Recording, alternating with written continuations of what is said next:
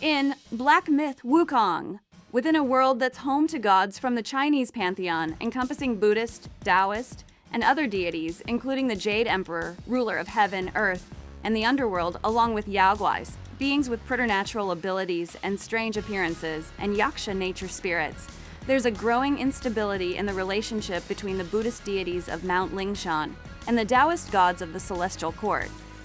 After escorting his master, the Tang monk, and retrieving the Buddhist scriptures in a pilgrimage from China in the east to India in the west, Sun Wukong, the monkey Yaoguai king, ascends to Buddhahood, the state of perfect spiritual enlightenment. However, he rejects life in the celestial court in favor of the simple joys of life on his mountain home of Mount Waguo. The court grows mistrustful of him and sends an army led by Erlang, the sacred divinity, a lion Yaoguai king, who kills many of his fellow monkey Yaoguais and threatens to destroy Mount Waguo in order to force him to obey and serve once more. Wukong duels Erlang, but he's incapacitated by his golden circlet, an irremovable magical headband which was placed upon him by the goddess Guanyin to control his rebellious nature, tightening painfully whenever he misbehaves, which gives Erlang an opening to defeat him, and he's sealed within a stone on the mountain summit with his essence, consisting of his 6 senses, eyes, ears, nose, tongue, body, and mind, split into 6 powerful relics which are then spread across the land. In the centuries that follow, the monkey Yaoguais of the mountain seek to recover these relics in order to revive him. The Destined one of these monkeys, first traverses Black Wind Mountain, assisted by its local keeper guardian deity, fighting and defeating the Black Bear Guai, another Yaoguai king, forcing him to surrender and taking the Craving Eyes relic that the bear enshrined atop a pagoda. One then travels to the barren desert of Yellow Wind Ridge, where he battles and defeats the Yellow Wind Sage, a rat Yaoguai king who contained the Fuming Ears relic within the severed head of a bodhisattva, an enlightened being who delays reaching their ultimate spiritual goal of nirvana to help others, named Lingji. Afterward, a mysterious and musical headless monk, revealed to be Lingji, restores his own head upon his body before giving one the relic. One continues to the New West, a cold, snowy, mountainous region where Yellowbrow, a Yaoguai king who appears in the guise of Maitreya, the prophesied future Buddha, has submerged the Hubris Nose relic under a frozen lake and sends King Jin's Star, a dragon Yaoguai queen, to fight one. During their battle atop the Turtle General, one of the 4 guardian beast deities, also known as the Black Tortoise of the North, Kang Jin crashes into the gold symbols, imprisoning Zhu Beiji, a pig Yaoguai king and old friend of Wukong's who previously journeyed with him. Beiji escapes and joins One in his quest to gather the relics, including assisting him in his battle and defeat of Yellowbrow, who flees and falls into the frozen lake, before the true Maitreya appears and fishes the relic out of the lake for One. Venturing next to the Webbed Hollow, realm of the Spider Yaoguais, One and Baiji encounter the 4th sister of the Spider Yaoguai family, who aids One along his path. But the second sister captures Baiji and brings him to their mother, the Violet Spider, a Spider Yaoguai queen who's still obsessed with Baiji from when they were lovers many years ago. After battling and defeating Violet, causing her to retreat from her injuries, One is able to rescue Baiji before pursuing her as she flees to her ally, the 100-eyed Taoist master, a Yaoguai king, who proceeds to forcefully reclaim and absorb the envious tongue relic he previously gave her, thereby mortally wounding her. This act causes the Spider Sisters to retaliate against the master by attacking him, with One arriving and joining them in battle, ultimately defeating him. Baiji shares a final glance with Violet and the 6th sister, their daughter conceived when they were lovers, before sorrowfully turning away from them and walking toward the now reappeared relic as One claims it.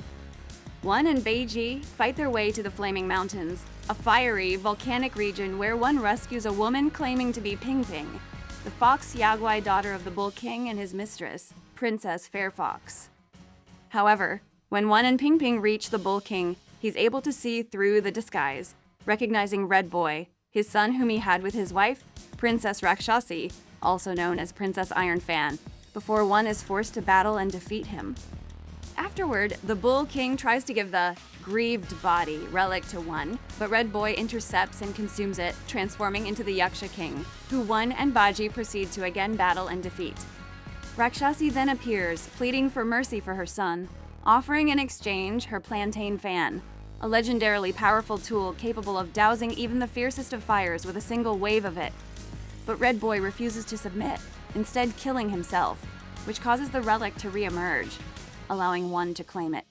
Afterward, One and Baji finally return to Mount Waguo, where they're forced to battle the Celestial Army's soldiers while retrieving Wukong's somersault cloud, allowing One to fly around Waguo, Wukong's armor, enhancing One's abilities, and Wukong's Jingubang, a magical black iron staff weapon which can change its size and weight. Upon reaching the mountain's summit, they enter the stone in which Wukong was sealed, passing through a realm shaped by Wukong's lingering memories, ferried across its waters by the old monkey, one of the mountain's oldest monkey, Yao Guai. While viewing Wukong's memories, the group suddenly encounters a newly created memory of their present selves, prompting the old monkey to reveal that One himself is the sixth and final relic, Wukong's mind. Though the original Wukong will never return due to his original mind being gone forever, as it's the one sense that's unique to every life, which fades away at life's end, and he effectively died when he was sealed in the stone. His existence is such that the universe will always create a reincarnated successor of his mind when it dies, the destined one. At the heart of the stone, One faces his final ordeal, Wukong's shell, an empty husk of his body, stripped of all six senses and a soul, which must be destroyed before merging the six senses into one. After battling and defeating both its forms, the stone monkey and the great sage's broken shell, the five relics unite within One, completing Wukong's reincarnation. As Wukong's shell dissipates, his golden circlet materializes on its head and drops into the shallow water, leading to one of two outcomes. If One only collected the relics before defeating Wukong's shell, One allows the old monkey to place the golden circlet on his head to faithfully restore himself to the exact condition Wukong was in when he died, but which keeps him bound and sealed within the stone, continuing to repeat the cycle of imprisoned reincarnation without breaking it. However, if prior to defeating Wukong's shell, One discovers all the secret, hidden areas of the different regions and defeats the powerful Yaoguai kings and chiefs that reside within them, he then heads to the Great Pagoda within the New West, where Maitreya guides both him and Erlang to Mount Mei. There, One battles and defeats Erlang in his human form, causing him to transform into his gigantic lion form, Erlang Shen, with One responding by also transforming into his gigantic stone monkey form before the four heavenly kings appear, forcing One to battle and defeat them before doing the same to Erlang.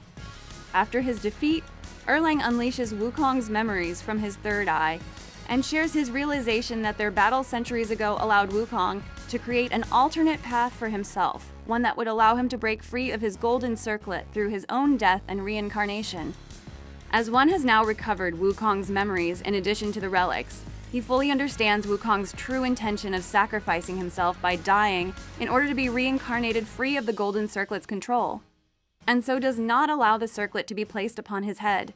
fulfilling Wukong's goal of attaining freedom.